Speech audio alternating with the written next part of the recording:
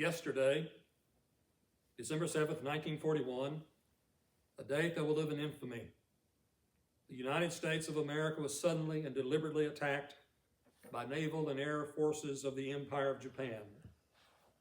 With these words, President Franklin Delano Roosevelt addressed the United States Congress the day after the vicious surprise attack on Pearl Harbor.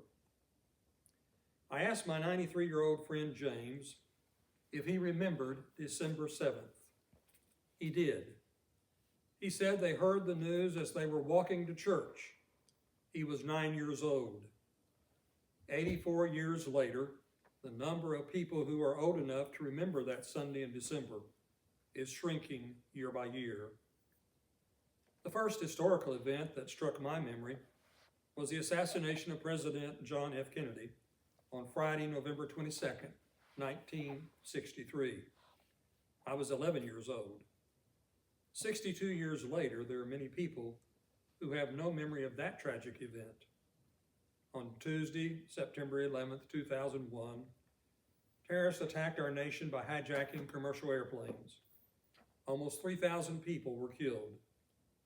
24 years later, there is a growing number of people who have no firsthand memory of the event that shook our nation. About 2,000 years ago, the most significant events in human history took place. On a spring day during the Jewish Passover, the Son of God was crucified. 3 days later, Jesus arose from the dead.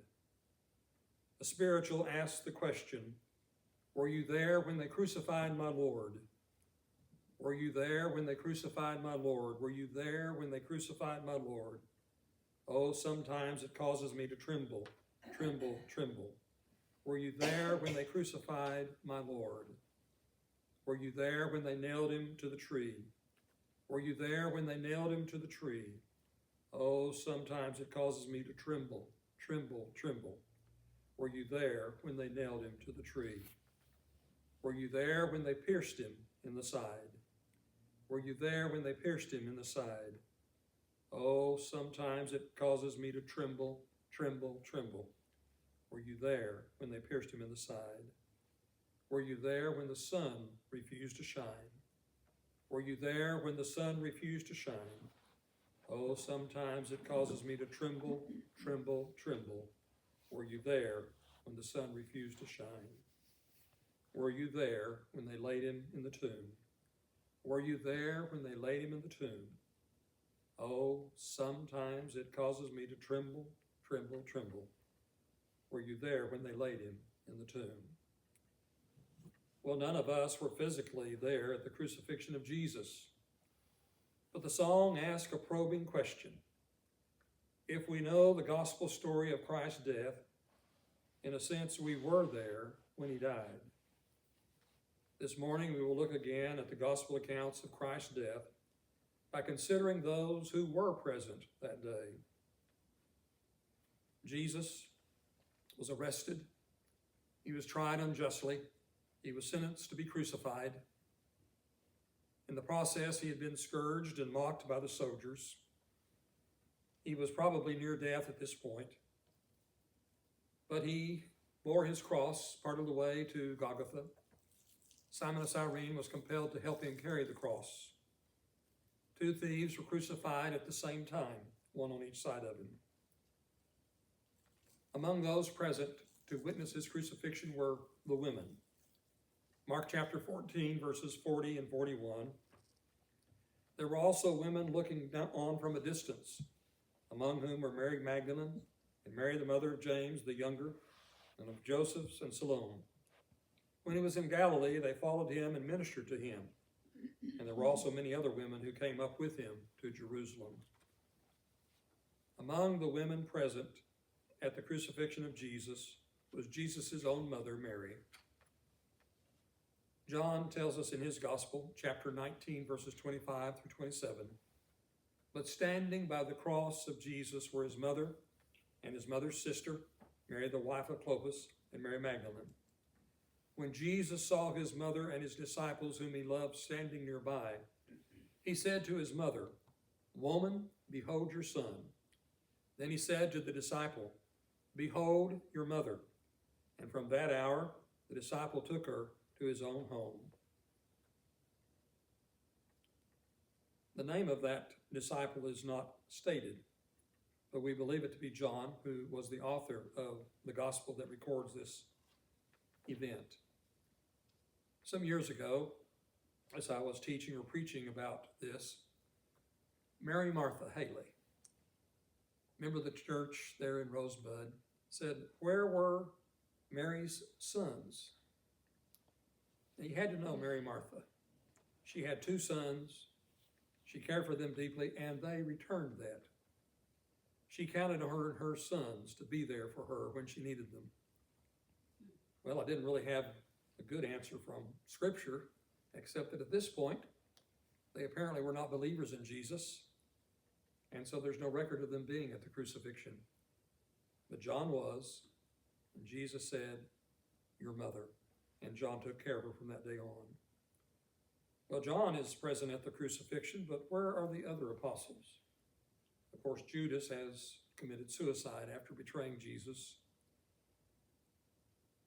The Gospels tell us that when Jesus was arrested, that his disciples fled in fear.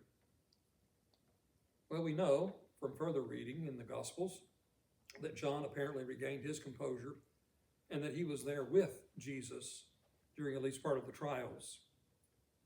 We know that Peter followed from afar. He was standing out in the courtyard. Not the best place for him to be, maybe a safe place for him to be, but not the best place.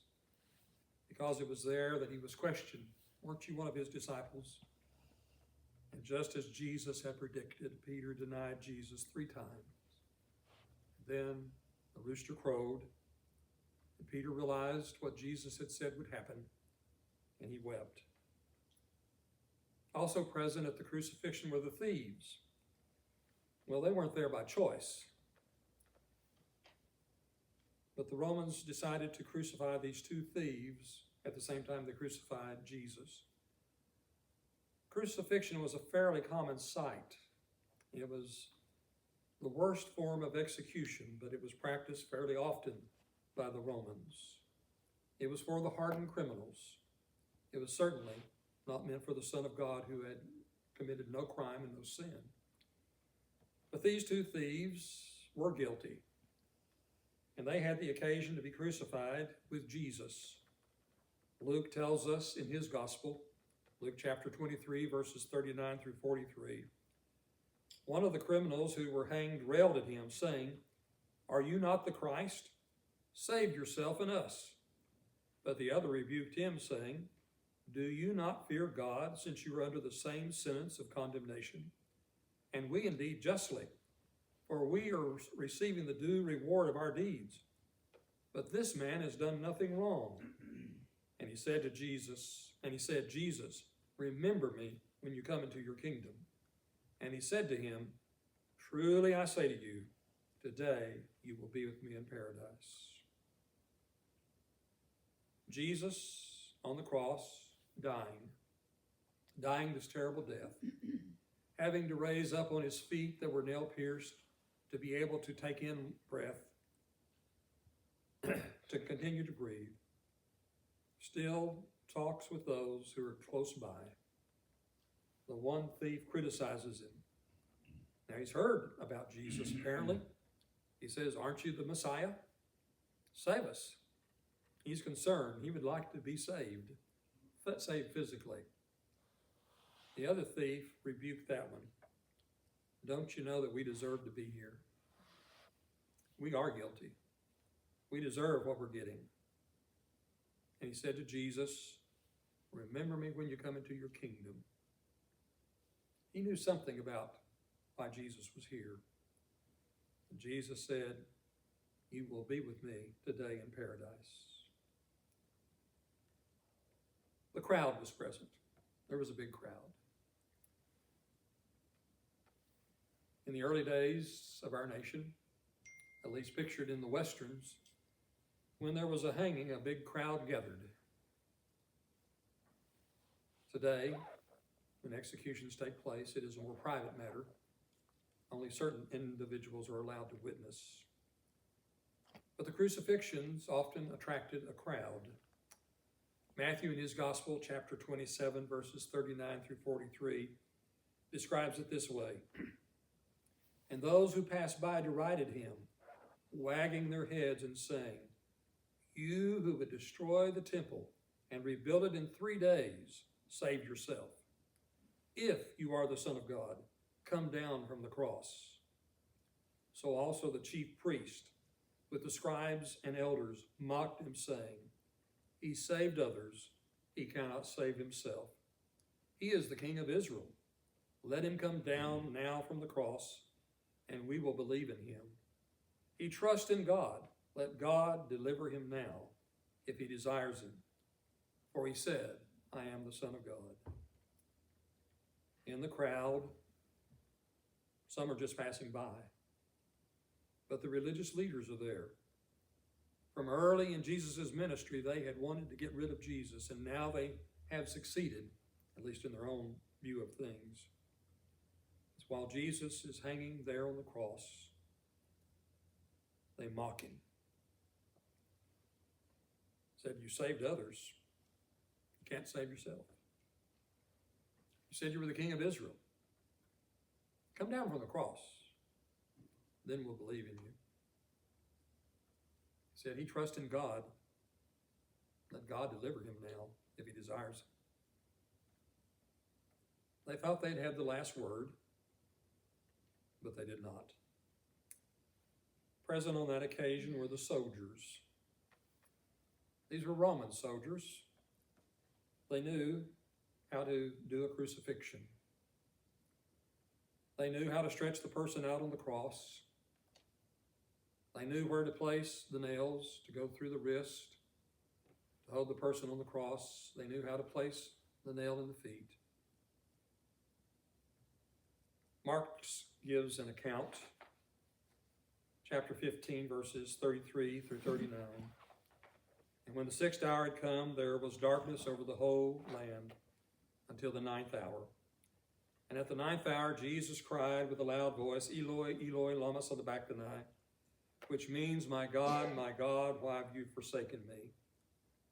And some of the bystanders hearing it said, "Behold, he is calling Elijah."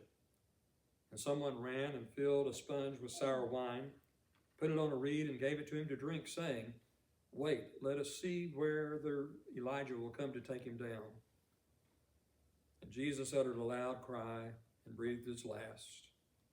And the curtain of the temple was torn in two from top to bottom. And the centurion who stood facing him saw that in this way he breathed his last. He said, "Truly, this man was the Son of God." Well, the soldiers had a job to do. They were experienced, they were proficient. They nailed these 3 men to their crosses. Jesus had about the only piece of clothing he might have owned. They gambled for it when they saw that it was only of one piece. They offered Jesus a drink of the wine, the sour wine. This was not an act of cruelty. This was a sedative to ease the pain. When it was first offered, Jesus refused it.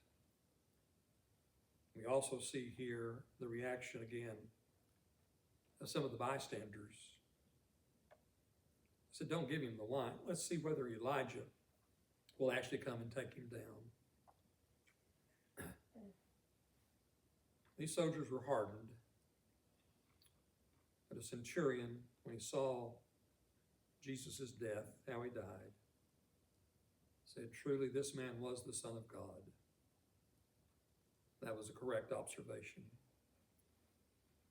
Also present on this occasion, of course, was Jesus. And really, it's all about Jesus. He was at the center of attention. The man on the cross was like no other person that had ever been crucified and would ever be crucified again, because he alone was the Son of God. He was on the cross because he was sinless. He was on the cross because he could offer himself for the sins of all mankind, which he did. And so, on that day, long ago, Jesus died. And people looked at his death differently on that day. But it was not the end of the story. The last verse of the song, Were You There, says, were you there when he rose up from the dead? Were you there when he rose up from the dead? Sometimes I feel like shouting, glory, glory, glory. Were you there when he rose up from the dead? The two most significant events in history, the entire history of the world, go together. The first is the crucifixion of Jesus. He paid the price for our sins. And the second is his resurrection to die no more, which showed the power of God over death. We can ask the question, well, where were you the day Pearl Harbor was bombed? I'm pretty sure none of us were here yet. We can ask the question, well, where were you when John F. Kennedy was assassinated? A lot of us remember where we were. And I think everybody here this morning was alive and old enough to remember September 11th, 2001. We were not physically present at the cross of Christ, but we know it well. Sadly, there are millions of people in our world who've never heard the good news of the death and resurrection of Jesus. And perhaps more sad than that are all those who've heard, but who do not act upon that message of salvation. Where were you when they crucified my Lord?